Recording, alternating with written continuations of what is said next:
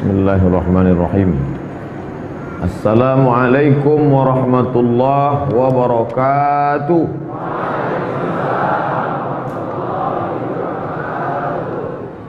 Alhamdulillah bi ni'matihi tatimmus shalihat. Wassalatu wassalamu ala sayyidis sadat wa ala alihi wa ashabihi ahli al-fadaili wal karamat. Subhanaka la ilma lana illa ma 'allamtana innaka antal alimul hakim. Rabbi shrah li sadri wa yassir li amri wahlul 'uqdatam min lisani yafqahu qawli. Bapak-bapak, ibu-ibu, alim ulama, cerdik pandai, tokoh masyarakat, adik-adik, para pemuda sekalian, hadirin hadirat yang besar tak dihimbau gelar, yang kecil tak dapat disebut nama. Insyaallah kita semua dimuliakan Allah Subhanahu wa taala. Amin ya rabbal alamin. Kajian hadis kitab Al-Arba'in An-Nawawiyah, masuklah sampai pada hadis yang ke-8. Diriwayatkan dari sahabat Nabi Abdullah ibn Umar radhiyallahu anhuma, Abu Bakar Siddiq radhiyallahu anhu, Umar ibn Khattab radhiyallahu anhu, Abdullah ibn Umar radhiyallahu anhuma, karena bapaknya sahabat Nabi, anaknya pun sahabat Nabi.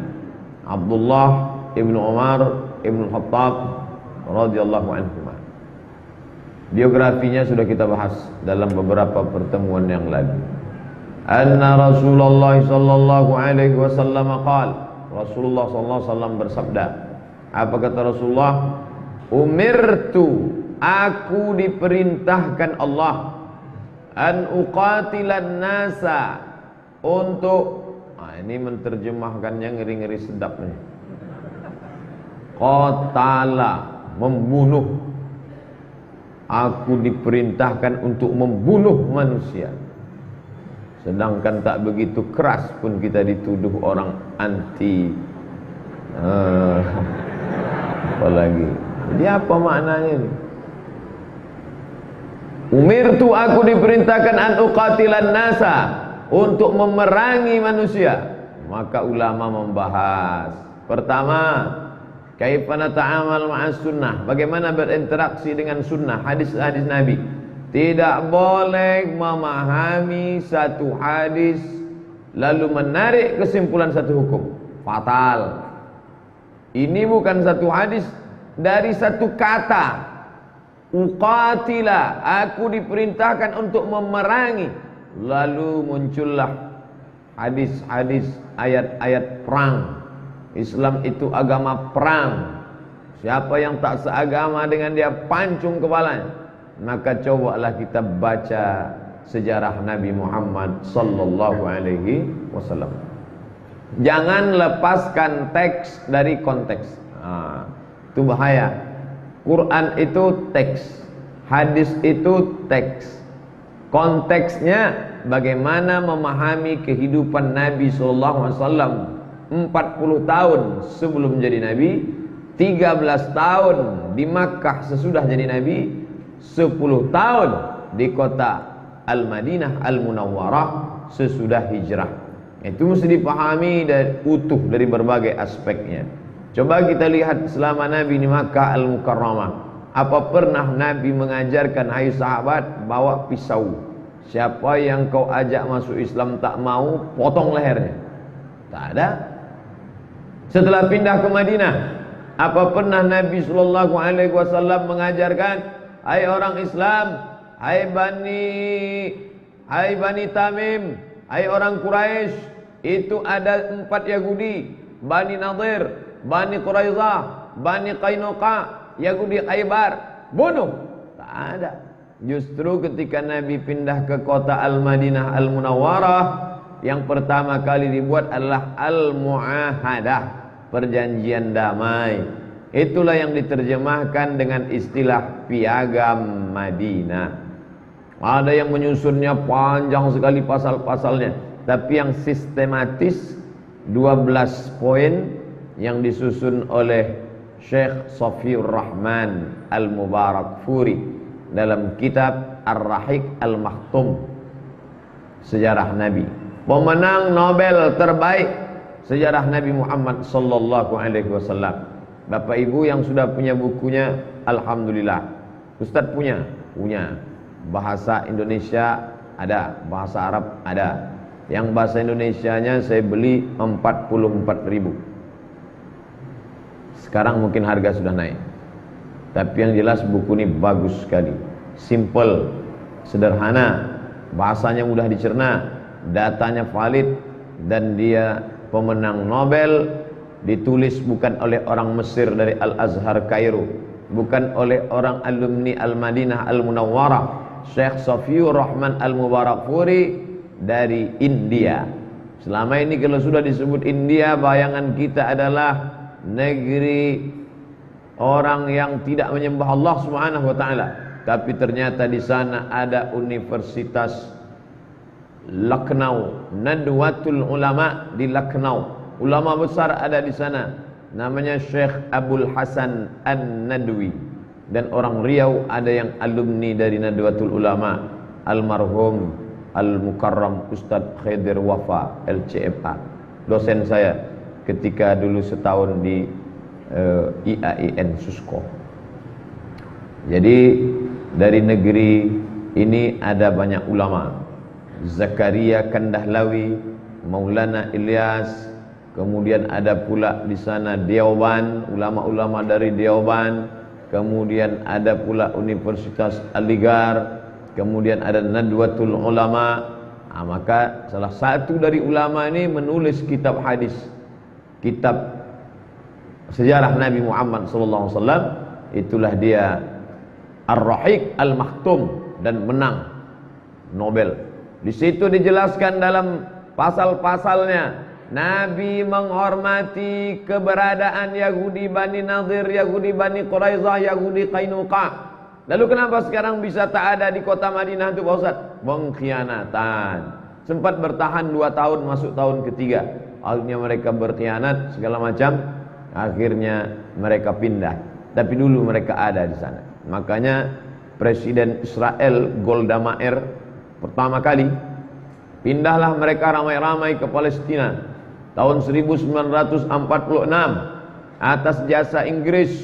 Apa kata Presiden Golda Meir dalam pidato kepresidenannya pertama kali? Aku mencium bau nenek moyangku di Al-Madinah Al-Munawwarah. Pak Ustadz punya bukunya, ada di rumah. Buku itu dulu diktat bacaan, ditulis oleh Syekh Dr. Fargallah dalam mata kuliah sejarah, dalam mata kuliah aliran-aliran modern, di antaranya dalam pembahasan masalah Zionis. Jadi ada satu mata kuliah di Fakultas Usuluddin Al-Azhar Mesir membahas tentang satu khusus Zionis. Bapak Ibu yang dimuliakan Allah, hadirin hadirat, muslimin muslimat. Jadi memahami hadis ini harus utuh, jangan dipotong. Umirtu, aku diperintahkan, an uqatilan nas. Kenapa tidak an aqtulan nas? Kalau bunyinya aku diperintahkan untuk membunuh, tapi di sini dikatakan, digunakan kata qatala yuqatilu, artinya berperang terhadap orang yang sadda anil Islam, yang menghalangi. Makanya ada yang tidak menghalangi, modelnya seperti Abu Talib. Abu Talib tak Islam, tapi dia tak menghalangi Nabi. Sampai akhir hayatnya hidup damai bersama Nabi. Tapi yang menghalangi Islam, Abu Jahal, Abu Lahab. Maka dalam perjalanan dakwah ini ada yang masuk Islam, hartanya dia berikan, anaknya dia berikan, nyawanya dia berikan. Itu Abu Bakar Siddiq. Ada pula lawan daripada Abu Bakar, semuanya dia musuhi, istrinya musuhi, anaknya musuhi. Ma aghna anhu maluhu wa ma kasab, sayasla naran dzata lahab wa imra'atuhu hammalatal hatab. Ini Abu Lahab. Tapi ada pula modelnya, dia tidak Islam, tapi dia menghormati perjuangan Islam, bahkan mendukung. Ini Abu Talib. Dalam perjalanan ada 3 nih. Bapak Ibu ukurlah kawan itu kira-kira Abu Bakar, Abu Lahab, apa Abu Talib? Alhamdulillah Pak Ustaz, ini dia memang tidak Islam, tapi dakwah Islam dia tolong. Bahkan ada tanah rumahnya dikhususkannya untuk pendidikan anak-anak umat Islam. Nah, itu Abu Thalib tuh. Ini Pak Ustaz memusuhi kita saja. Nah, itu Abu Lahab. Maka di sini dikatakan, umirtu, aku diperintahkan an uqatila, untuk memerangi. Siapa dia? Orang-orang yang halang-halangi dakwah Islam. Uqatila. Tapi kata Syekh Dr. Hisham Kamil Hamid Musa, makna uqatilan nas, dia lembut. Apa kata dia? Makna uqatilan nas, laqad amara Allah Ta'ala Sayyidina Muhammadan an yansyural Islam, menyebarkan agama Islam. Makanya jangan baca hadis, cari kamus, terjemahkan sendiri, lalu hukum sendiri, bicara. Kapan orang itu halal darahnya? Ketika dia menghalang-halangi dakwah Islam. Tapi yang lebih lembut lagi adalah, aku diperintahkan Allah Ta'ala, kata Nabi Muhammad SAW, untuk menyebarkan dakwah Islam. Sampai kapan? Hatta yashhadu, sampai mereka bersaksi an la ilaha illallah, sampai mereka bersaksi bahwa tiada Tuhan selain Allah.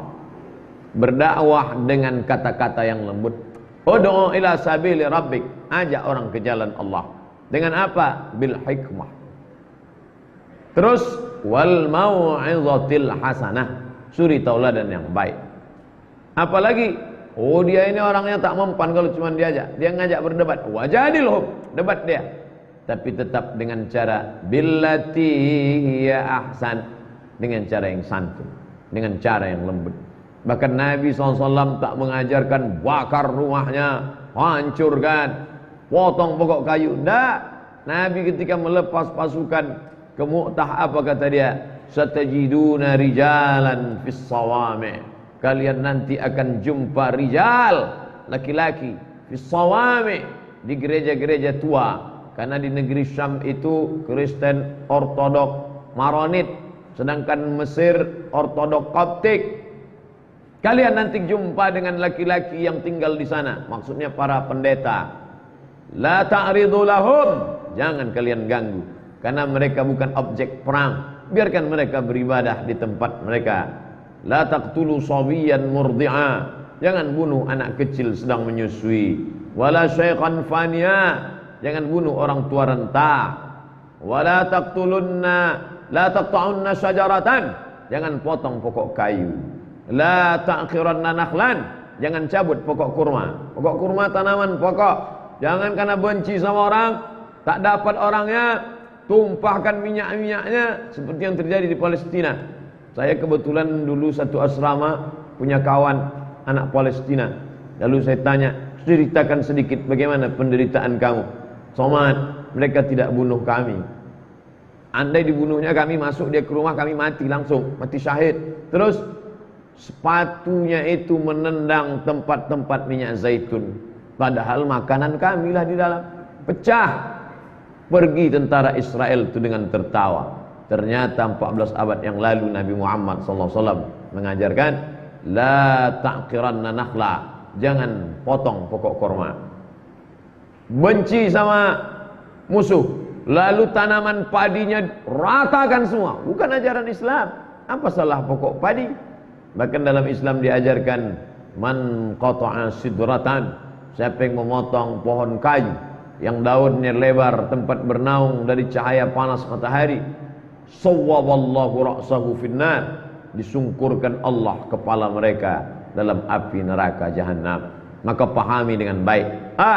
Itu kan ketika Nabi Muhammad SAW belum punya kekuasaan, ketika dia masih lemah, waktu di Makkah 13 tahun. Tapi setelah dia punya kekuasaan, dia menjadi pemimpin yang luar biasa. Tetap Nabi tak ada menghabisi orang. Tak pernah seumur hidupnya Nabi SAW membunuh. Carilah hadis. Lalu kemudian ketika Nabi SAW masuk ke kota Makkah, maka ayat dibacakan tadi, idza jaa nasrullahi wal fath. Ingatlah ketika datang pertolongan Allah, wal fath, kemenangan. wa ra'aitan nasa yadkhuluna fi dinillah. Kau lihat mereka masuk dalam agama Allah afwaja, berbondong-bondong. Bukan satu dua yang masuk Islam itu, afwaja, berbondong-bondong. Mereka itu masuk Islam, tidak ada darah yang tumpah, tak ada nyawa melayang, tak ada telinga yang digunting, tak ada hidung yang dipotong, tak ada jantung yang dikunyah, seperti perlakuan ketika mereka menyerang kota Al-Madinah Al-Munawwarah. Fa in qatalukum faqtuluhum. Bunyinya jangan dipotong ayatnya. Faqtuluhum, bunuhlah mereka. Itu ayatnya ada sebelumnya. Fa in qatalukum, kalau mereka membunuh kamu, faqtuluhum, maka balaslah. Maka orang Islam tindakannya bukan menyerang, tapi mempertahankan diri. Dan dalam kehidupan semua mempertahankan diri. Jangankan manusia, binatang pun mempertahankan diri. Kambing bandot yang akan dipotong Idul Adha, dia tak melawan. Tapi kalau kita mainkan tanduknya, habis kita dia lawan. Ada sikap mempertahankan diri. Ayam betina yang sedang mengeram. Ayam betina sedang mengeram, cobalah, ada mempertahankan diri. Semut yang kecil pun kalau diinjak melawan juga dia. Maka mempertahankan diri itu jihad dalam Islam. Jangan dikatakan orang Islam ini teroris, orang Islam ini ada kata jihad. Tulislah kata jihad di Google, jihad enter, langsung teroris. Jihad itu sistem pertahanan diri. Setiap suku, setiap bangsa, bahkan binatang sekalipun ada mempertahankan diri. Oleh sebab itu, maka jihad adalah mempertahankan diri. Umirtu an uqatilan nas, aku diperintahkan untuk menebarkan Islam. Tapi ketika Islam ini dihalangi, dimusuhi, membunuh, maka balas, kata Nabi sallallahu alaihi wasallam. Sampai kapan? Hatta yashhadu, sampai mereka mengikuti, mengakui, tunduk dan patuh untuk mengatakan la ilaha illallah. Alhamdulillah, orang Melayu lembut hatinya ketika datang para ulama da'i ke negeri ini bersyahadat, walaupun sebagian masih belum bersyahadat. Itulah yang kita kunjungi setiap bulan Februari dan bulan Agustus, membawa makanan, pakaian, bahkan kemarin kambing kurban dapat 49 ekor kita antarkan ke sana. Lalu kemudian yang sudah masuk Islam memakan dagingnya, sekaligus yang belum Islam pun dapat sebagian, karena kambing kurban boleh dibagi kepada non muslim. Begitu kata Syekh Atiyah Saqar dalam kitab Fatawa Al-Azhar, kecuali kurban wajib. Kurban wajib tak boleh, kurban sunat boleh.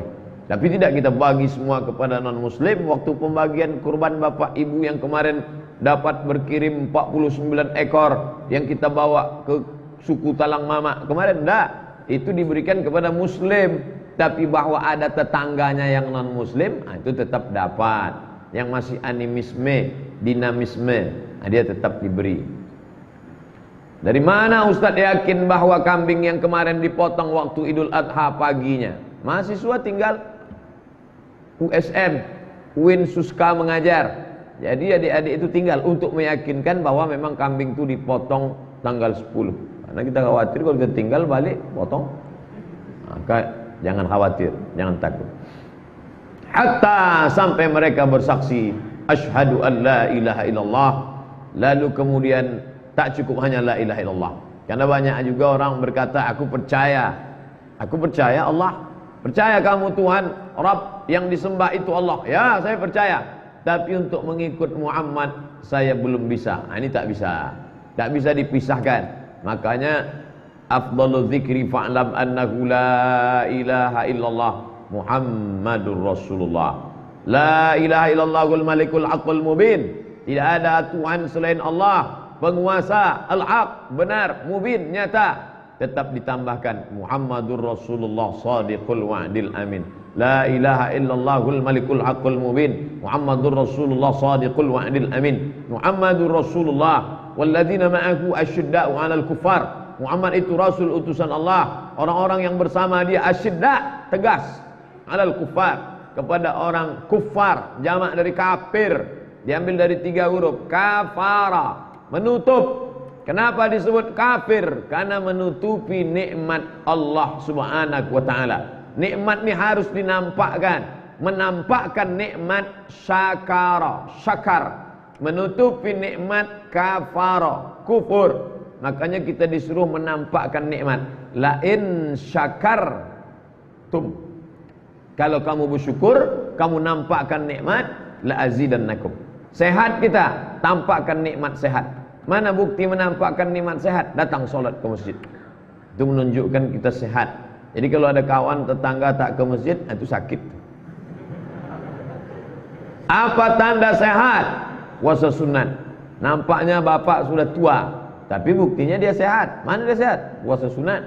Oh, Ustaz menyindir, berarti yang tak puasa sakit. Saya tak puasa. Puasa Pak Ustaz? Enggak. Kenapa lemas betul nampaknya?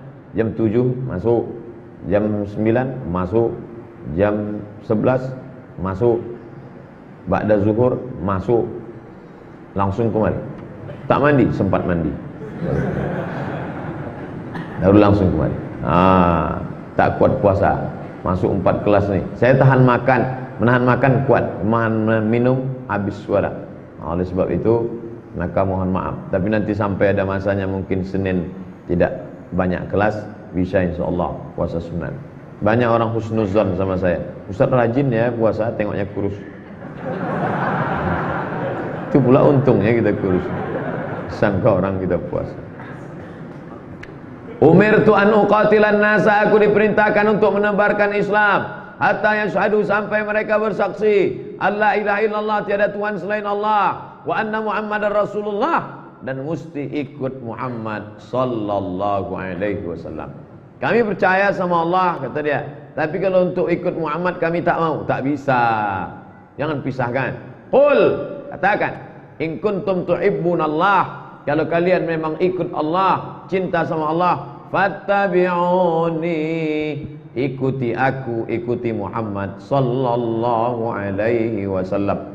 Wa man yabtaghi ghairal islami dina, siapa yang mencari agama selain Muhammad, selain Islam, falan yuqbala minhu, maka dia tidak akan diterima. Wa huwa fil akhirati minal khasirin, di akhirat termasuk orang-orang yang rugi. Makanya kalau ada kawan, sahabat, baik dia, sopan, nyumbang masjid, menyantuni anak yatim, kita mau selamatkan, pandanglah dengan pandangan kasih sayang, bukan pandangan kebencian, bukan pandangan kemarahan. Aku kasihan sama orang ini harus kuselamatkan ini. Bagaimana cara menyelamatkannya? Sebutkan passwordnya, asyhadu an la ilaha illallah wa asyhadu anna Muhammadan Rasulullah. Masalah batinnya di dalam, nahnu nahkumu bizzawahir, kita melihat zahir. Batinnya, wallahu yatawallas sarair, Allah Subhanahu wa taala yang mengutus, mengatur sarair, rahasia yang ada dalam hati manusia. Nampak kita dia bersyahadat, kita tak perlu curiga-curiga. Tu kemarin yang di Masjid An-Nur bersyahadat tu nampaknya karena mau nikah sama perempuan aja tu Pak Ustaz. Dia udah dapat 2, syahadat dapat, perempuan tu dapat, kita suuzon, apa pun tak dapat. Itu disebut orang dosa kering aja tu. Ternyata dosa ini ada yang kering, ada yang basah. Nah, oleh sebab itu kita husnuzon aja. Kalau kita ragu nampaknya dia mencele-mencele, maka dibuatlah mu'allab center. Center itu artinya pusat mu'allab. Ketuanya Dr. Zulkarnain Umar. Doktor ketua mu'allab, bukan tanggung-tanggung. Maka ikut. Dulu orang sudah bersyahadat, kasihkan sarung, tak kemana dia pergi. Nanti pas dekat-dekat mau pembagian zakat fitrah baru datang balik. Sekarang dah, kita harus kontrol. Kerjanya di mana? Tinggalnya sama bapak siapa? Gimana keadaannya sekarang? Apakah sholat masih terus? Sudah pandai kan baca Quran? Ini guna mualaf center di bawah pengurusan Masjid An-Nur, Masjid Raya An-Nur. Bapak Ibu yang dimuliakan Allah Subhanahu wa taala, kenapa mesti ikut Muhammad sallallahu alaihi wasallam? Karena Nabi Isa sendiri berkata, apa kata Nabi Isa? ya'ti min ba'di ismuhu Ahmad, akan datang nanti sesudah aku nabi terakhir namanya Ahmad. Tuh, kalau gitu bukan Muhammad Pak Ustadz, nama dia juga itu. Dia Muhammad, dia Ahmad, dia Al-Fatih, dia Al-Khatim, dia Al-Hashir, dia Al-Hami, dia Al-Aqib, dia Yasin, dia Toha, dia Muhammad sallallahu alaihi wasallam, dia Abul Qasim. Itu nama dia yang banyak. Maka kata Nabi Isa, nanti di akhir zaman akan datang sesudah aku bernama Ahmad, dialah Muhammad sallallahu alaihi wasallam. Alladzina atainahumul kitab, mereka yang kami beri Alkitab, Taurat, Yahudi, Injil, Nasrani. Ya'rifunahu kama ya'rifuna abana'ahum, mereka mengenal Muhammad seperti mereka mengenal anak kandung mereka sendiri. Makanya ketika Nabi sampai di kota Al-Madinah Al-Munawwarah, datanglah seorang laki-laki namanya Husain. Dia mau menengok, karena sebelumnya dia belum pernah menjumpai Nabi di Makkah. Dia dengar kabar saja bahwa ada Nabi di Jazirah Arab tinggalnya di Makkah. Ini ciri-cirinya. Maka dia mau perhatikan, betul tak ini Nabi asli atau Nabi kawin. Maka dia perhatikan dari jauh. Dia lihat ciri-cirinya, tak salah lagi. Inilah dia. Dia pun datang menjumpai Nabi SAW. Dia pun bersyahadat, asyhadu an la ilaha illallah wa asyhadu anna Muhammadan Rasulullah. Lalu setelah dia masuk Islam, orang Islam bertanya, Abdullah, nama dia Abdullah bin Salam. Abdullah, ya, dalam Al-Quran dikatakan alladzina atainahumul kitaba ya'rifunahu kama ya'rifuna abna'ahum, mereka yang kami berikan Alkitab, Taurat dan Injil kenal dengan Muhammad seperti mereka mengenal anak kandung mereka sendiri. Bapak ibu, dari gaya berjalan anak, dari raut wajahnya, bahkan dari bentuk rambutnya dari belakang, bahkan dari cara berjalannya, bahkan dari suaranya, bahkan dari baunya tahu, ini anak saya. Bayangkan itu. Lalu orang bertanya kepada Abdullah bin Salam, Abdullah, ya, kau kan pendeta Yahudi, ya, apa betul kalian kenal Muhammad seperti mengenal anak kandung sendiri? Apa kata Abdullah bin Salam? Bal asyad, bahkan kami lebih kenal Muhammad daripada anak kandung kami sendiri. Lebih kenal kami bahwa itulah dia Nabi itu daripada anak kandung, dan kami lebih yakin bahwa dia Nabi daripada anak kandung kami sendiri. Kenapa begitu? Karena tanda-tanda dia tak meleset sedikit pun. Sedangkan anak kami ragu boleh jadi istri kami berselingkuh, kata Abdullah bin Salam. Makanya dia bersyahadat. Maka masuk Islamlah Ka'bul Ahbar, Abdullah bin Salam, Sofiyah binti Huyai bin Akhtab. Lalu kemudian di antara ahlul kitab Najasyi masuk Islam. Dari mana Ustaz tahu Najasyi itu Islam? Nabi melaksanakan salat ghaib. Salat ghaib, doa hanya untuk orang yang bersyahadat, asyhadu an la ilaha illallah wa asyhadu anna Muhammadar Rasulullah. Najasyi, raja Habasyah, Ethiopia, Afrika. Waktu itu mereka punya kemakmuran, kekuasaan, kehebatan luar biasa. Makanya hijrah pertama dipimpin oleh Ja'far bin Abi Thalib, tidak ke Madinah tapi ke Habasyah. Walaupun sekarang Ethiopia negeri miskin, susah, tapi dulu mereka pernah punya peranan yang luar biasa. Sampai Nabi mengenang kebaikan jasa Najasyi, Nabi melaksanakan salat ghaib. Kronologi salat ghaib adalah karena seorang raja di Abyssinia, Afrika, Islam, melindungi umat Islam. Maka Nabi mendoakan jenazahnya dari jauh. Allahumma ighfir lahu warhamhu wa'afihi wa'fu anhu wa akrim nuzulahu wasi' madkhalahu waghsilhu bil ma'i thalji wal barad. Begitulah Nabi sallallahu alaihi wasallam. Ketika Abu Talib membawa Muhammad muda untuk membantu membawa barang-barang perniagaan ke negeri Syam, panas, bernaung di atap gereja tua. Lalu kemudian datanglah pendeta yang seumur hidup tak pernah keluar, karena mereka hanya beribadah saja. Mereka adalah orang-orang yang disebut sebagai holy man, manusia suci. Lalu kemudian saat itu dia keluar, karena dia melihat ada makhluk yang tak biasa, tapi dia tahu ciri dan sifatnya.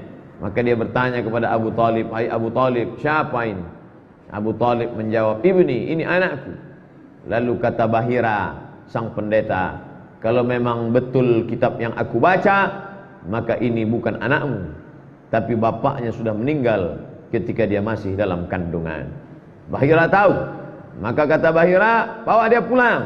Aku khawatir ada yang sudah menanti-nantinya ketika mereka melihat sifatnya dan ternyata dia bukan dari golongan mereka. Karena ternyata yang terakhir ini dari keturunan Ismail, bukan dari keturunan Ishak. Aku khawatir ada kebencian. Baghyan bainahum, baghyan hasadan, hasad, tak senang. Kenapa cucu Ismail yang dapat wahyu terakhir? Kenapa bukan cucu Ishak?" Maka bawalah dia pulang. Gagal perniagaan Abu Talib tahun itu karena menyelamatkan. Oleh sebab itu kalau ada orang mengatakan Abu Talib tidak tahu bahwa keponakannya itu Nabi, dia tahu. Dari kecil dia sudah melihat tanda-tandanya. Dia kecil dia sudah tahu bahwa keponakannya ini Nabi terakhir. Maka dia bersyair menjelang kematiannya, "Laqad alimtu anna dina Muhammadin khair adyanil bariyah." Aku tahu Muhammad itu agama yang dibawanya agama paling baik. Laulal malamah wa idharil masabbah. Kalaulah bukan karena takut dicaci maki, takut disumpah serapah, tak tahan telingaku mendengarnya. Lawajadtani samhan lidzalika dini mubayyina. Pastilah kau dapati aku termasuk orang yang menerima agamanya mubayyina, secara terang dan nyata. Makanya ada penulis-penulis barat itu sikapnya sama macam perjuangan Nabi dulu. Ada yang masuk Islam, Martin Lynch masuk Islam, Rene Zeno masuk Islam, merubah namanya menjadi Abdul Ahad. Lalu kemudian yang menerjemahkan Quran dalam bahasa Inggris, Pictol Marmadok masuk Islam. Tapi ada pula yang baik kepada Islam, memuji-muji Islam, tapi tak masuk Islam. Philip Kahiti puji-puji Islam. Karen Armstrong yang menulis sejarah Tuhan, memuji Islam, tapi tak masuk Islam. Begitu juga dengan Annie Mary Schimmel, memuji-muji Islam, tapi ketika ditanya Islam, dia hanya senyum saja. Begitu juga dengan Michael H. Hart yang menulis 100 ranking influential person in history, 100 tokoh dunia yang dibuat nomor 1 Muhammad sallallahu alaihi wasallam, tapi dia tak masuk Islam. Ini gengnya Abu Talib. Bapak Ibu yang dimuliakan Allah. Begitu juga dalam persahabatan, pertemanan kita, ada yang banyak membela, memperjuangkan hak-hak muslim, tapi mereka berat karena takut diejek, dicaci maki, dibuli, disumpah serapah dan lain sebagainya. Tapi ada yang bertahan. La yakhafuna fillah laumata laim. Mereka tak pernah takut caci maki, sumpah serapah siapapun, karena ada yang lebih besar, yaitu iman kepada Allah Subhanahu wa taala. Termasuk Waraqah bin Naufal. Waraqah bin Naufal ketika datang Khadijah bertanya, "Wahai Waraqah, apa agaknya yang datang menemui suamiku malam tadi sampai dia turun menggigil kedinginan, aku selimuti dia. Ya ayyuhal muzammil, hai orang berselimut. Ya ayyuhal muddaththir, wahai orang yang berselimut."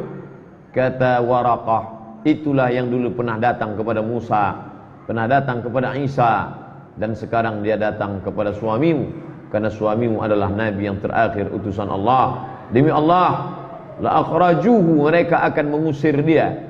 Nanti penduduk kampung ini akan mengusir dia, wahai Khadijah. Kalau aku hidup saat dia diusir, aku orang pertama yang akan menolong dia. Waraqah bin Naufal tahu dari ciri dan sifatnya bahwa dialah nabi terakhir yang diutus Allah Subhanahu wa taala. Seandainya aku hidup nanti saat dia diusir, aku orang pertama yang akan menolong dia. Tapi apalah daya, ketika Nabi diusir 13 tahun sesudah itu, Waraqah bin Naufal sudah meninggal, tapi niat dia sampai. Innamal a'malu binniyat. Waraqah bin Naufal niatnya sampai. Najasyi perbuatannya sampai. Lalu kemudian Abu Talib perbuatannya baik. Lalu kemudian orang-orang yang bersama Nabi Muhammad sallallahu alaihi wasallam. Sudah masuk waktu Isya. Lalu kemudian orang-orang Yahudi dulu kalau berperang, mereka bertawassul kepada Allah, minta. Apa kata mereka? Ya Allah, berkat Nabi terakhir yang akan datang, tolonglah kami menang melawan suku Bani Ghatafan. Orang Arab kuat, nama sukunya Bani Ghatafan. Mau perang orang Yahudi melawan Bani Ghatafan, gentar mereka, takut kalah. Maka satu-satunya cara adalah bertawassul dengan Nabi terakhir. Ya Allah, kami bertawassul kepada Engkau. Kalau memang betullah hebat kedudukan Nabi terakhir itu nanti, tolong menangkan kami. Perang mereka menang. Turunlah ayat bercerita tentang kemenangan. Wa kanu min qablu yastaftihuna 'alal ladzina kafaru. Sebelum Muhammad lahir, setiap kali mau perang, mereka minta kepada Allah, berkat Nabi terakhir tolong kabulkan doa kami. Falamma ja'ahum ma 'arafu. Tapi anehnya, ketika yang mereka sebut-sebut itu datang, ketika yang mereka kenal itu datang, falamma ja'ahum ma 'arafu kafaru bih. Mereka ingkar, mereka tak percaya. Kenapa mereka mengingkarinya setelah dia datang? Sebelum datang mereka percaya, setelah datang mereka malah tak percaya. Hasadan, hasad, iri, dengki. Kenapa dari cucu cicit keturunan Ismail, Muhammad, anak Abdullah, anak Abdul Muttalib, anak Hashim, anak Abdi Manaf, keturunan cucu cicit Lu'ay, Fihr, Kilab, keturunan daripada Adnan, keturunan daripada Ismail, anak kandung Ibrahim alaihissalam. Hanya beda dua jalur saja. Mereka berat menerima Muhammad sallallahu alaihi wasallam. Tapi kita di Pekanbaru ini, berapa jarak kita dengan Nabi sallallahu alaihi wasallam, kita tak pernah mempermasalahkannya. Kita tak pernah minta kenapa dia orang Arab, kenapa dia Quraisy, kenapa bukan dari golongan kami. Semuanya kita menerima. Menerima itu bahasa Arabnya syahadah.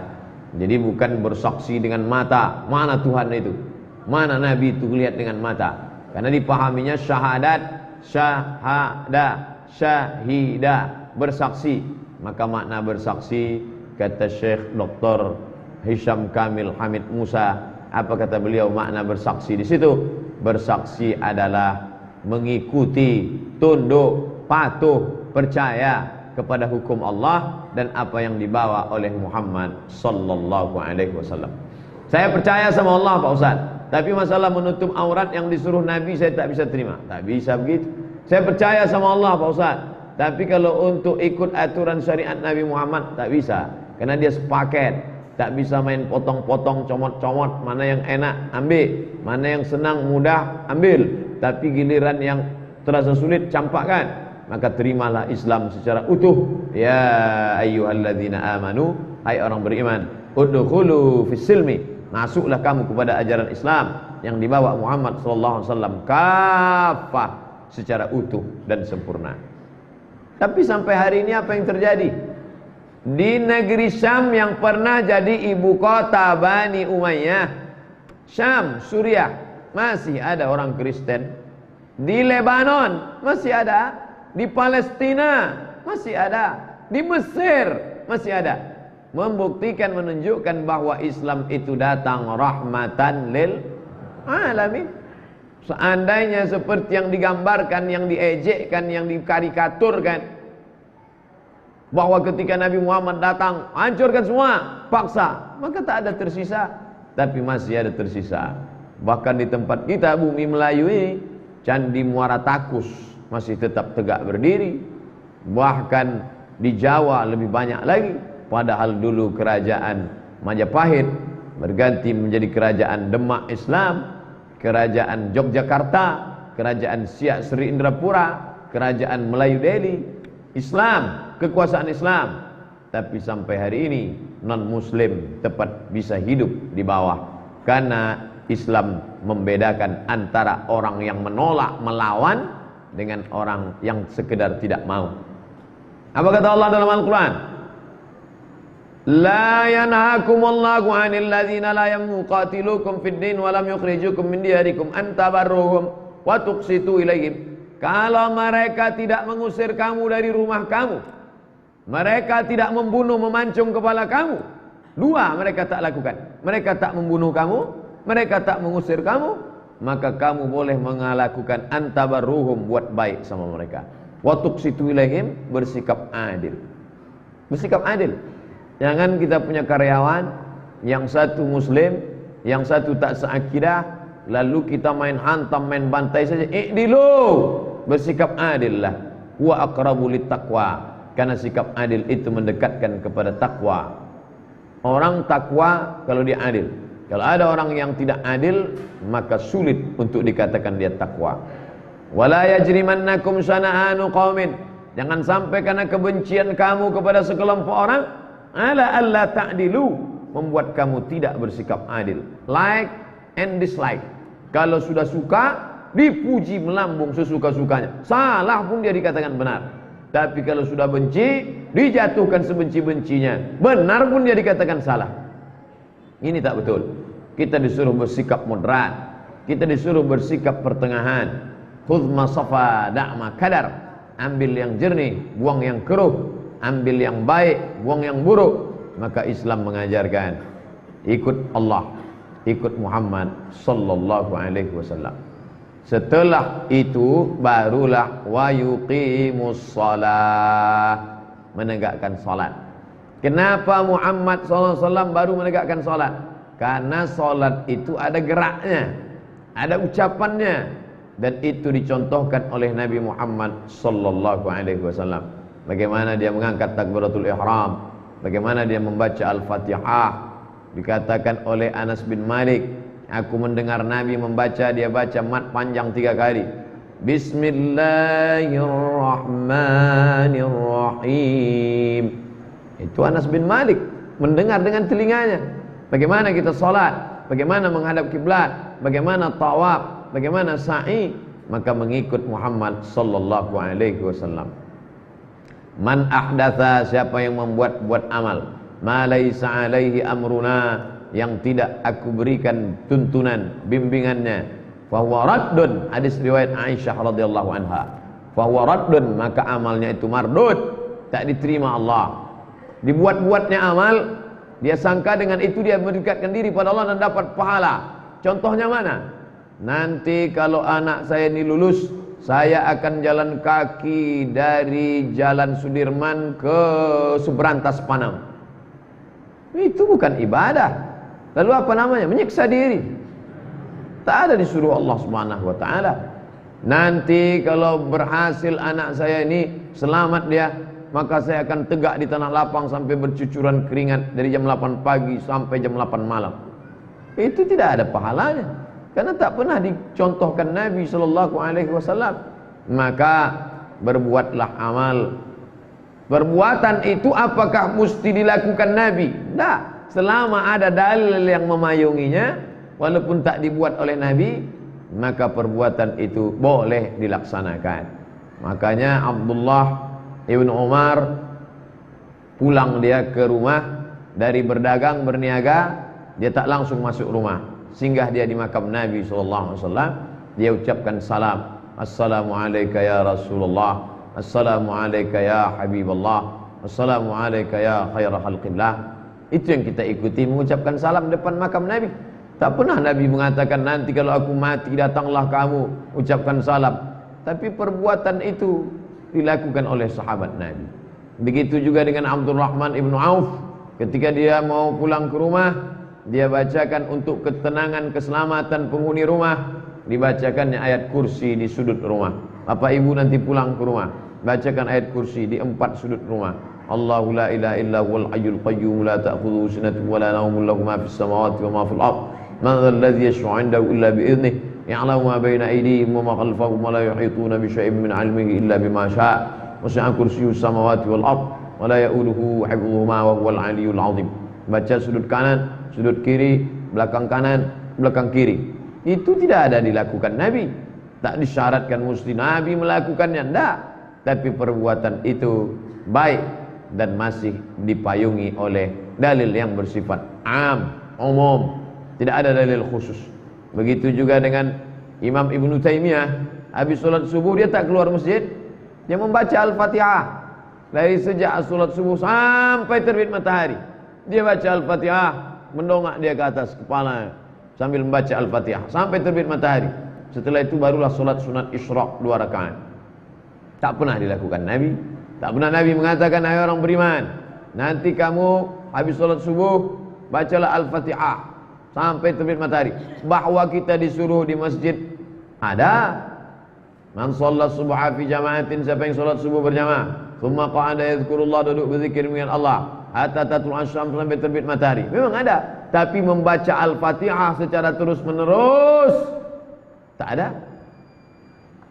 Setelah orang bersyahadat, mengakui tak ada Tuhan selain Allah, Muhammad itu Rasulullah, barulah dia yuqimus shalah, salat. Karena tak mungkin orang bisa salat kalau tidak meyakini Muhammad. Tidak mungkin dia menjalin hubungan dengan Allah kalau tidak mengikut cara Muhammad. Maka Muhammad adalah jalan menuju Allah Subhanahu wa ta'ala. Setelah itu barulah dia mengeluarkan zakat. Lalu dalam hadis ini tidak seperti yang kita bahas kemarin, salat, zakat, puasa, haji. Di sini kenapa haji tak masuk? Mengapa puasa tak ada? Yang ada cuma salat sama zakat. Makanya tidak bisa mengambil hukum dari satu hadis. Kumpulkan semua hadis, barulah tarik satu kesimpulan. Ini bercerita tentang wakil ibadah. Ibadah yang pertama ibadah hati, tak nampak dalam perbuatan. Itulah keyakinan, mengakui Allah sebagai Rabb, mengakui Muhammad sebagai Nabi. Itu ibadah hati, tak nampak dia. Saya tak bisa menengok dalam hati bapa ibu, percaya tak sama Allah, percaya tak sama Nabi Muhammad. Innal kalama la fil fuadi. Kalam tu letaknya di dalam hati. Wa innama ju'ilal lisan, diucapkan di lidah. Maka ibadah yang pertama ibadah hati. Yauma la yanfa'u malun wala banun. Hari itu tak ada guna harta, tak ada guna anak, illa man atallaha biqalbin salim, kecuali orang yang datang menghadap Allah membawa hati yang salim. Hati yang salim, hati yang selamat. Hati yang selamat, hati yang diisi dengan asyhadu an la ilaha illallah wa asyhadu anna muhammadan rasulullah. Kalau sudah ada kucing, maka tikus akan lari. Maka kalau sudah ada zikir, maka setan akan pergi. Maka diusirlah dia dengan la ilaha illallahul malikul haqqul mubin Muhammadur Rasulullah Shadiqul Wa'dil Amin. Dibaca afdhalu dzikri fa'lam annahu la ilaha illallah, diisi dengan memperbanyak selawat. Tak ada angin, tak ada hujan, susah saja hati, gundah gulana, kacau balau. Bagaimana cara mengusirnya? Allahumma salli ala sayyidina Muhammad wa ala ali Muhammad, dengan penuh keyakinan. Man shalla alayya salatan, berselawat kamu satu kali, sallallahu alaihi biha asyra, Allah balas 10 kebaikan. Wa huttat anhu asyara sayyi'at, ditutupi 10 kesalahan. Wa rufi'at lahu asyara darajat, dinaikkan 10 tingkatan kemuliaan. Yang kedua, amal badan. Allahu akbar. Bismillahirrahmanirrahim. Alhamdulillahi rabbil alamin. Amal badan, amal tangan, amal mata, amal telinga, amal lidah. Mata menghadap tempat sujud, dada menghadap arah kiblat, letak posisi tangan riwayat pertama ke telinga, yang kedua ke bahu, suara keluar menggelegar. Ar-Rahman 'allamal Qur'an, khalaqal insan. Nah, ini amal badan. Badan yang beramal, hati kosong, hampa, tak bernilai. Sama macam jasad tak ada roh, kulitnya saja. Mana mau orang dikasih kulit pisang, mana mau orang dikasih baju, tak ada fisik jasadnya. Tapi tak pula bisa dibalik. Kau kenapa tak solat? Yang penting hati aja solat. Solat batin cukup. Nah, ini tak bisa, karena seimbang antara zahir dan batin. Amal hati, yakin, iman, takwa. At-taqwa hahuna, kata Nabi. Di sini letak takwa itu. Tapi juga mesti ada amal badan. Wa yuqimus shalah, menegakkan salat. Makanya kalau ada orang mengaku muslim tak salat, mengaku sudah sampai kaji ke langit ketujuh, meninggalkan salat, cukup kita melihat zahir. Nahnu nahkumu bizzawahir, adapun batin biarlah Allah Subhanahu wa taala. Yang ketiga, amal harta. Wa yu'tuz zakah, bayar zakat. Tapi bukan berarti hanya zakat saja. Bagi yang sudah berzakat, berinfak. Tak sanggup berinfak, wa sadaqah. Berinfak itu harta.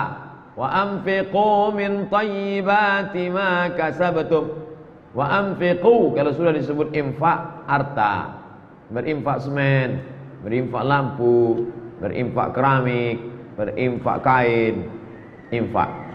Zakat, infak, sedekah. Yang tak bisa mengasih harta, kasihlah sedekah. Likulli sulama minkum sedekah. Tiap tulang-tulang ini ada sedekahnya. Ikut dulu mengecor, ikut memikul semen, ikut memasang keramik, bagian dari sedekah. Tabassumika fi wajhi akhika sedekah. Senyummu ke wajah saudaramu adalah sedekah. Kalau sanggup membawakan 5-10 sak semen ke masjid ini, bawa. Tak sanggup saya Pak Ustaz. Kalau begitu ikut gotong royong memasang-masangnya. Tak juga sanggup Pak Ustaz, datang tengok senyum. Mantap masjidnya sekarang ya, senyum. Nah, senyum aja. Saya yang ketiga itu datang senyum aja. Ayo itu zakah. Nah, maka tiga ini mesti seimbang. Rajin berzakat, rajin bersedekah, tapi hati tak mengakui Muhammad, tak bisa. Wa huwa fil akhirati minal khasirin. Di akhirat termasuk orang yang rugi. Rajin bersedekah, rajin berinfak, mengakui Nabi Muhammad, mengakui Allah, tapi tak salat, tak bisa. As-salatu imaduddin. Salat itu tiang agama. Ditulis di dinding mihrab tempat imam Nabi jadi imam di Taman Raudhah. Nanti kalau pergi umrah coba tengok di sebelah kiri. As-salatu imaduddin. Salat tiang agama. Kenapa Kubah yang cantik bisa tegak? Karena ada tiang-tiang kokoh. Andai tiang ini tumbang, na'udzubillah, habislah dia. Oleh sebab itu maka lengkaplah dalam hadis ini syahadat tak ada Tuhan selain Allah, Muhammad Rasulullah. Setelah itu amal badan salat, setelah itu amal harta. Ini wakil-wakilnya jadi disebutkan. Amal badan apa? Cuma tawaf itu amal badan, sa'i dari Safa ke Marwah amal badan, melontar jumrah amal badan, bergotong royong amal badan, mengangkatkan barang orang amal badan, meletakkan tangga supaya orang bisa naik ke atas amal badan, memasakkan amal badan, membesarkan anak amal badan. Tapi pula ada amal harta, zakat, wakaf, infak, sedekah, wasiat, hibah. Nah, ini amal harta. Tapi cukuplah di situ wakil-wakilnya saja. Itu namanya al-juz'u 'alal kulli. Disebutkan sebagian untuk mewakili secara keseluruhan. Fa idza fa'alu dzalik. Kalau mereka sudah melakukan ini, asamu, tiga, sudah bersyahadat dia tiada Tuhan selain Allah, Muhammad Rasulullah, jangan dipisah. Satu ini bagian, sudah sholat dia amal badan, sudah dia berzakat amal harta. Fa idza fa'alu dzalik, kalau dia sudah melakukan itu, asamu minni dima'ahum, darahnya tak boleh tumpah, wa amwalahum, hartanya tak boleh kau rampas. Maka disyariatkanlah jual beli. Suka betul saya nengok tanah dia tu Pak Ustaz, beli, jangan dicuri surat tanahnya, jangan ditipu, jangan dibohong. Man wasyana falaysa minna. Siapa yang menipu kami bukan umat Muhammad sallallahu alaihi wasallam. Fa idza fa'alu dzalik, kalau dia sudah melakukan yang tiga tadi, asamu minni dima, harta darahnya jangan kau tumpahkan. Numpahkan darah maksudnya kau pancung lehernya, mati dia, tak boleh. Wa amwalahum, hartanya jangan kau ambil, illa bihaqqil Islam, kecuali kalau dia melalaikan ajaran agama Islam, maka bisa orang itu dipancung kepalanya. Apa sebabnya? La ya'illu damu mri'in muslim, Tidak halal darah seorang muslim ditumpahkan illa bi ihdas salas, kecuali dia melakukan 3. Yang pertama an-nafsu bin nafsi, pembunuh, halal darah, maka dia mesti dipancung kepalanya. As-sayyibuz zani, sudah menikah, sudah punya istri, sudah punya anak, zani, berzina juga dia. Ini tidak dipancung, karena kalau dipancung enak sekali, dia langsung sekali mati, selesai. Tapi dirasakannya sakitnya, tanam sekerat badannya, lempar batu dia sampai mati. Az-zaniyatu, pezina perempuan, waz-zani, pezina laki-laki, wajlidu kulla wahidin minhuma mi'ata jaldah, cambuk dia 100 kali. Tapi kalau sudah menikah, asy-syaikhu wasy-syaikhatu, laki-laki yang sudah menikah, perempuan sudah menikah, idza zanaya, kalau dia melakukan zina juga, farjumuhumal battah, rajam, lempar batu sampai mati. Maka tak ada rasa kasihan, karena mau menyelamatkan generasi akan datang, jangan sampai terjerumus kepada perbuatan zina. Yang menyebabkan darah orang tumpah halal, yang pertama karena membunuh, yang kedua karena berzina, yang ketiga murtad at-tariku lidinihi, orang yang meninggalkan agama, al-mufariqu lil jamaah, memisahkan diri dari jamaah, seperti kambing yang melepaskan diri dari gerombolannya, dia akan diterkam serigala. Maka pengkhianat di dalam agama apapun, dalam organisasi apapun, di dalam keluarga manapun, kalau sudah pengkhianat, maka dia dilayak untuk dihukum. Ustaz Somad, ini keluarga kami, dah gimana ceritanya dia murtad, suami saya melarang menerima dia di rumah kami, apakah betul tindakan suami saya itu Pak Ustaz? Saya katakan tindakan dia itu tidak betul. Yang betulnya mestinya dipancung kepalanya, yang cocok sama dia. Karena at-tariku lidinihi al-mufariqu lil jamaah, pengkhianat, merusak. Berapa banyak orang rusak gara-gara orang murtad ini. Oleh sebab itu maka dalam Islam hukumnya jelas. Jadi kalau kami tak bisa melakukan apa-apa, gimana? Man ra'a minkum munkaran falyughayyirhu biyadihi, dengan tangan. Katakan sama dia, andai ada pemerintahan Islam, sudah habis kepala kau ini dipotong. Tapi karena tak ada, maka kami dengan lidah mesti kembali ke jalan yang benar. Andai dengan lidah pun tak mampu, wa biqalbih, dengan hati.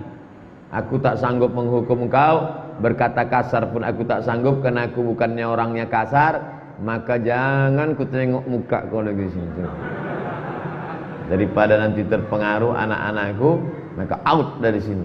Kita tak benci sama orangnya, benci sama perbuatannya. Seandainya dia kembali, maka kita sambut dia, marhaba. Hati kami lapang menerima kau datang, ahlan wa sahlan. Kau datang sebagai ahlan keluarga, sahlan, semua urusanmu dimudahkan Allah, illa bihaqqil Islam. Makanya ikhtilaf, berselisih paham antara Umar dengan Abu Bakar. Kata Abu Bakar, orang yang tidak membayar zakat itu kuperangi dia, kupancung kepalanya, kata Abu Bakar. Umar tak setuju. Kata Umar, tak bisa begitu Abu Bakar. Aku pernah mendengar Nabi bersabda, man qala la ilaha illallah, siapa yang mengatakan la ilaha illallah wa Muhammadur Rasulullah, Muhammad Rasulullah, faqad asamu minni dima'akum wa amwalakum. Hartanya tak boleh diganggu, nyawanya tak boleh ditumpahkan darahnya, hartanya tak boleh dirampas. Maka kenapa kau mau membunuh mereka? Kenapa kau pancung yang tak mau berzakat itu? Disambung hadis ini oleh Abu Bakar, illa bihaqqil Islam. Orang yang mengucapkan la ilaha illallah Muhammad Rasulullah, maka dia wajib bihaqqil Islam, melaksanakan hak kewajibannya. Tidak dipaksa lari pagi. Tak ada paksaan untuk lari. Tak ada paksaan untuk lari pagi. Anak Irma tak dipaksa lari pagi. Anak FSRMM tak dipaksa lari pagi. Anak Podamara tak dipaksa lari pagi. Tapi kalau sudah ikut tentara, wajib lari pagi. Maka kalau tak mau lari pagi, jangan masuk. Apa hubungannya Pak Ustaz? Nah, memang kalau kurang cairan payah nangkapnya. Tidak ada paksaan untuk sholat, tidak ada paksaan untuk berzakat. Tapi kalau sudah masuk Islam, wajib sholat, wajib berzakat. Ah, kalau gitu aku murtad aja lah Pak Ustaz. Wajib pula apa cuma. Oleh sebab itu maka yang tua-tua tak sholat itu dari awal itu udah salah setting itu. Berapa banyak istri mengadu, tak terhitung banyaknya.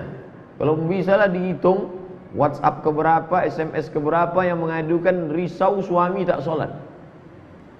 Anak-anak muda yang sudah hijrah risau menengok ayah tak sholat.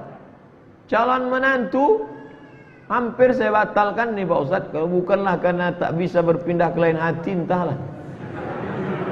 Menengok mertua aku nih, mertua tak sholat, kan parah itu. Oleh sebab itu maka illa bihaqqil Islam, melaksanakan ajaran agama Islam konsisten, sesuai antara mulut. Orang sudah di mulutnya asyhadu an la ilaha illallah, tiap hari asyhadu an la ilaha illallah wa asyhadu anna Muhammad Rasulullah, mentajdid, refresh, penyegaran, pembaharuan tiap hari. Asyhadu an la ilaha illallah,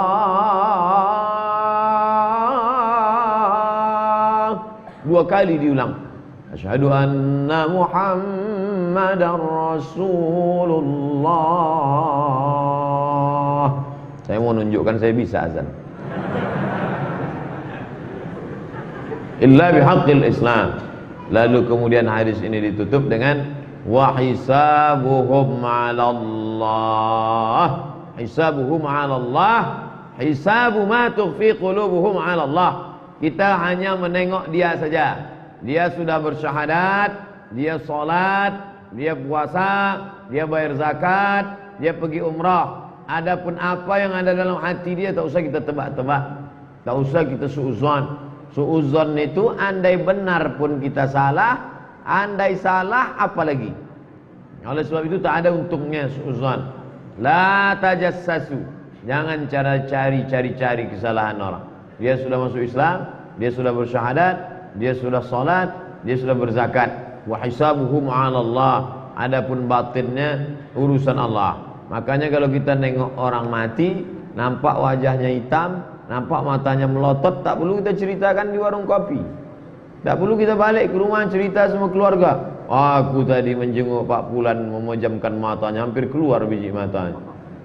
Bisa jadi di saat sakratul maut itu dibuat Allah dia sesakit-sakitnya, karena Allah mau membersihkan dia. Setelah itu dia tak ada dosa sama sekali. Maka kita husnuzan. Makanya kata Nabi, uzkuru mahasina mautakum. Kalau mau menyebutkan orang mati, sebut baik-baiknya aja. Gimana kemarin almarhum itu? Oh, baik. Apa baiknya? Banyaklah pokoknya. Tak bisa kuceritakan saking banyaknya.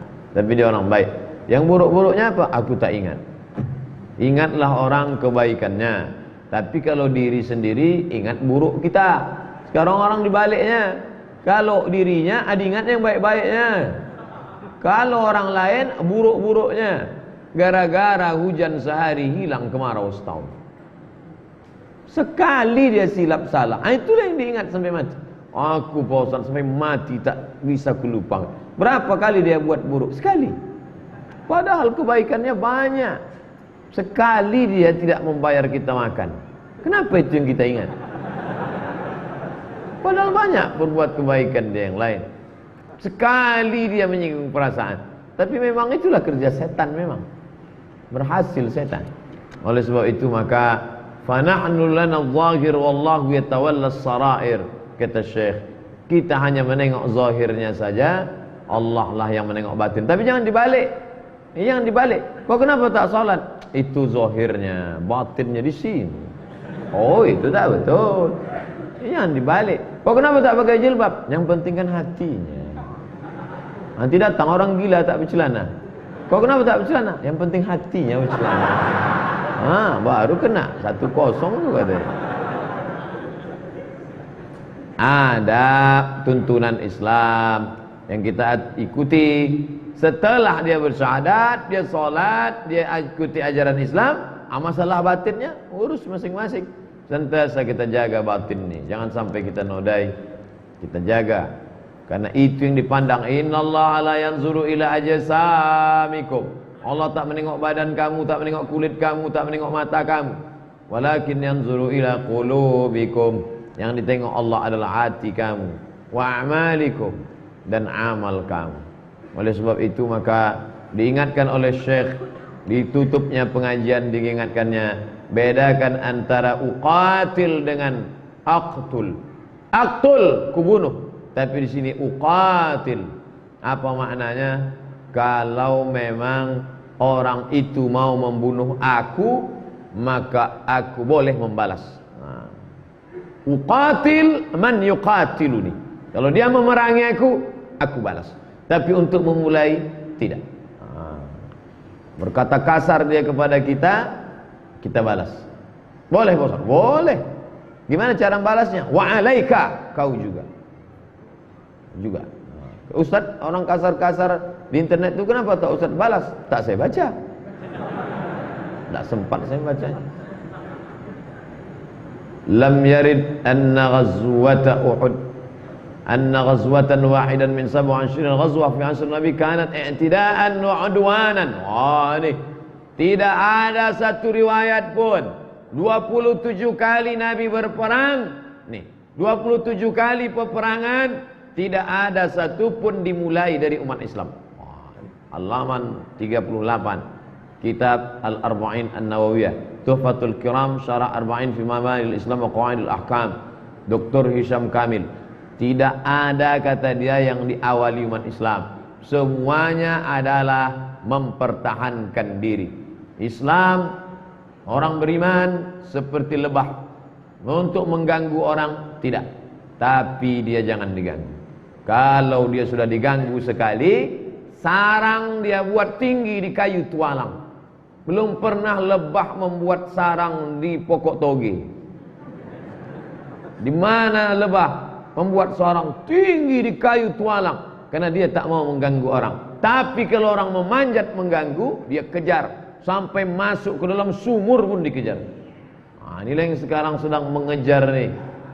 Banyak yang sedang mengamuk sekarang di internet nih mengejar. Ini tawon cyber namanya. Hati-hati, waspadalah. Balit tarikh yashhadu annaha kanat difa'an 'anil nafsi wad din. Saksi sejarah bersaksi bahwa peperangan Nabi dan sahabat itu difa'an minan nafs, difa'an 'anil nafs, menjaga kehormatan, menjaga nyawa, menjaga anak, wad din, dan menjaga agama.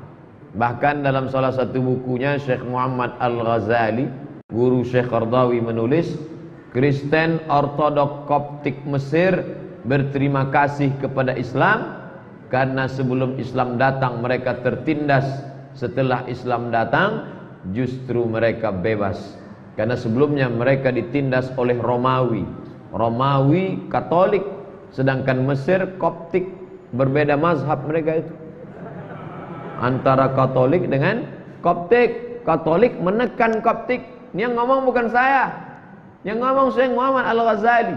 Ceritanya Al-Masihiyyah wal Islam fi Misra, cerita tentang Masehi dan Islam di Mesir. Bahkan ketika Inggris nongkrong di Mesir, Inggris dengan alasan kami menjaga saudara kami yang Koptik, karena Koptik minoritas, nanti takut disiksa orang Islam, kata Inggris. Apa yang dilakukan orang Koptik? Naik pendeta Koptik di atas di atas mimbar Al-Azhar, menyampaikan orasi. Apa kata dia? Kalaulah Inggris berada di Mesir hanya untuk menjaga kami, silakan kami mati di tangan saudara kami yang Muslim. Allahu Akbar. Orang Koptik tidak mau Inggris menjajah Mesir dengan alasan menjaga minoritas. Kami sudah lama terjaga dengan keberadaan kami bersama saudara kami Muslim. Itu ditulis oleh Syekh Muhammad Al-Ghazali. Begitulah Islam. Maka hari ini Kalau ada saudara-saudara kita yang nampaknya kasar, brutal, sebenarnya dia tidak memulai, tapi dia dipancing. Umat Islam ini pantang dipancing. Dan yang memancing ini pula disangkanya ikan pantau. Tak tahu dia ikan paus ternyata. Setelah tengoknya paus barulah minta maaf, tanda tangan 6.000, modal 6.000 aja. Sama macam serba 6.000, modal materai aja. Hati-hati yang punya materai 6.000 mau minta maaf itu. Bapak Ibu yang dimuliakan Allah Subhanahu wa taala, itulah hadis kita pada malam ini. Umirtu an uqatilan nasa hatta yashhadu an la ilaha illallah wa anna Muhammadar Rasulullah, sampai dia bersaksi dari Tuhan Allah, kemudian menegakkan salat, menunaikan zakat, kemudian pula illa bihaqqil Islam.